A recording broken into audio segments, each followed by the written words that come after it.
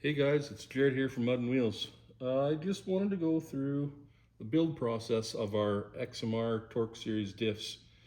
Kind of, our basic process, all the parts and pieces that go into them and how we get these parts from our manufacturer. So we'll start here. We'll build you one. Try to keep it short, not to bore you guys to death, but if you're interested, follow along and see what it goes going to take to build one of these. So here is our gear set. We'll start with this.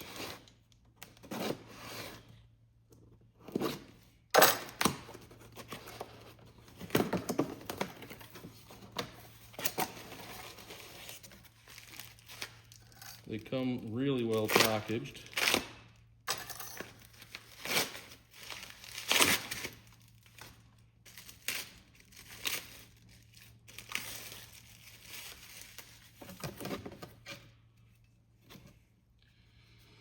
So we're still using our spiral bevel design here. There is a serial number on the back of them all. Let's see if I can decode this one here for you. This was built 7th month of 2024. And I think it's 212 of the build set. So there it is, ring gear.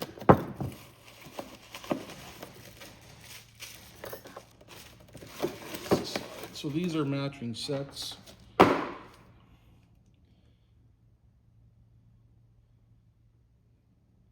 So yeah, spiral bevel design. So we'll stick this over here for now.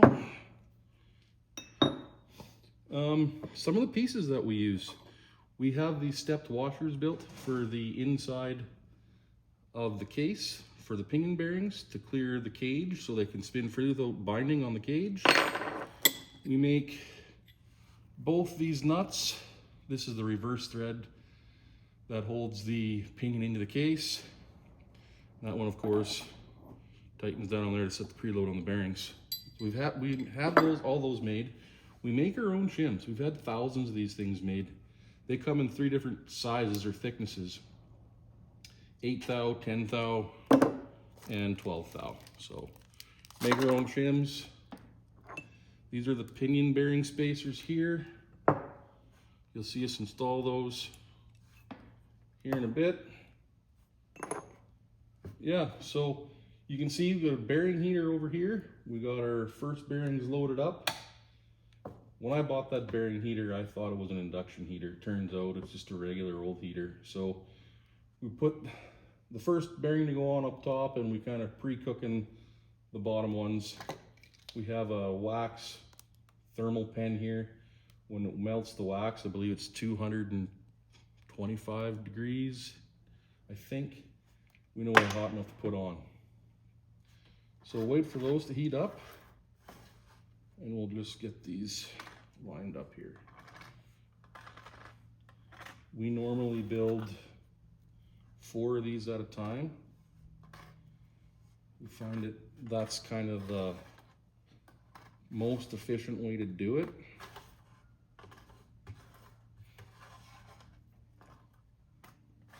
In our busy months, we'll sometimes have to do this 3, maybe 4 times a week.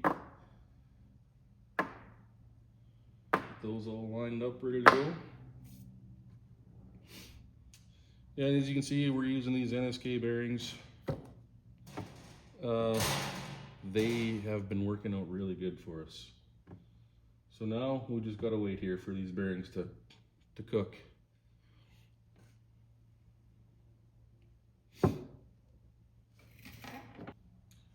Gotta be getting close here now. Take a minute for this heater to heat up, I guess. Getting there. Okay, let's give it a shot. Now when this goes right, it's actually pretty satisfying. You gotta get it on nice and square, and this falls right in place like that. It's pretty slick. So that's one of our bearing spacers. Race on here. So these are tapered roller bearings. So we have a dual tapered roller bearing setup here. So that essentially means is this setup can handle axial loads, which is this way, and radial loads, which is perpendicular up and down. So your standard ball bearing can only handle radial loads. It's not designed to handle axial loads, so this is a huge benefit to having the dual tapered bearings.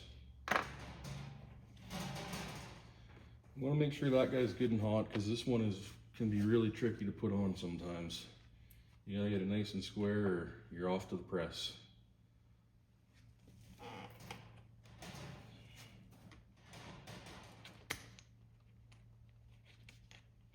Now back on the heater.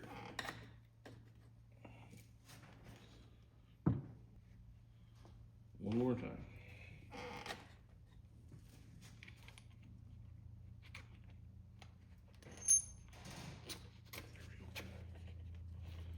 Barely got that one down.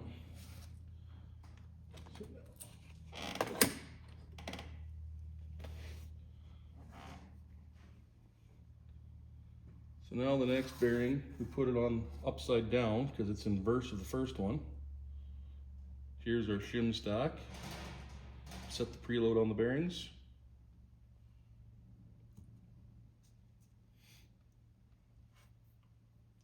We'll put the bearing race on. Now when we're setting our preload, we're not doing it the traditional way. Most guys will tell you need to do a rolling torque when it's in the case, but we find that just to be too inconsistent. So what we're doing is we're looking for, when we install that in the case, here, and torque it down, we're looking for an end play of between around 4 and 6 thousandths of an inch. That we find to be a perfect setup for these, not too tight. The bearings expand, it takes up a little bit of a slop or the extra clearance. Not too tight for the bearings, and it's much more consistent than a rolling torque. That's our method anyway.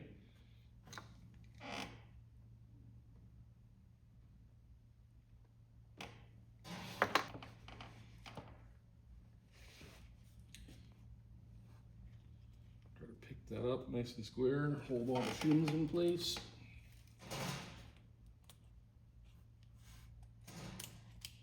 There, just like that. Since we started using these gears and our shims and our bearings, we find that probably 95% of the time our initial shim stack is right on the money. Very rarely do we have to go in and alter it by a couple thousandths of an inch. So now we're on to the ring gear.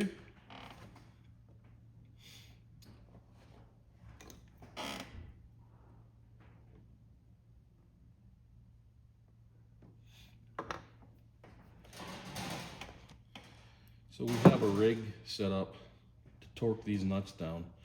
Of course, we wait till they're completely cooled off. We have an old XMR case that we have a ring gear stuck in, and we took a torch and we cut a hole through the ring gear, through the cases, put a bolt in it to hold it steady, and then we can slide the ring gear, the pinion gear, excuse me, down into the case. The ring gear holds the pinion solid, and we torque it to 110 pounds. And we use red Loctite on the threads. That's getting pretty close.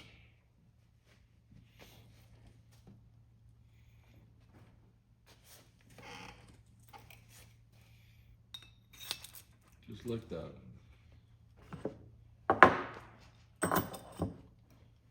Last bearing now.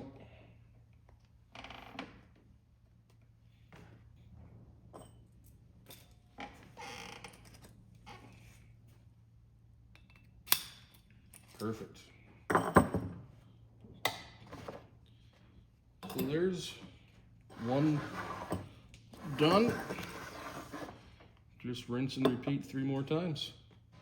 And we'll catch you when we'll finish the rest of these 3 off, and we'll continue on with the build. We'll catch you in a bit. Okay, we're back. As you can see, we finished off building or assembling the last 3 of our gear sets there. Now we're on to case prep. So these are how our cases come. Turned out really well. These are reinforced aluminum housings. The only thing we really have to do this half is install a drain plug, which I just realized I'm out of. Have to go pick some up today. So couldn't be happier. Oh, and a needle bearing install. Other than that, these are ready to go. So we'll get these all opened up.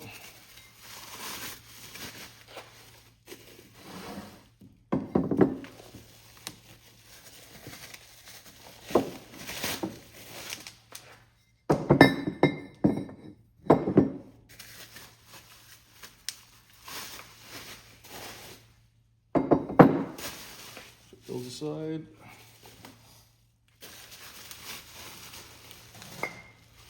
So the other half of the case, the only thing we have to do to prep this, install the vent tube. So pretty basic, and then they're ready to go.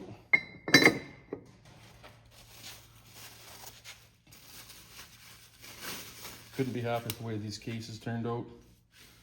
Like I said, we reinforced some of the structural areas, some of the webbing in here with a little extra material.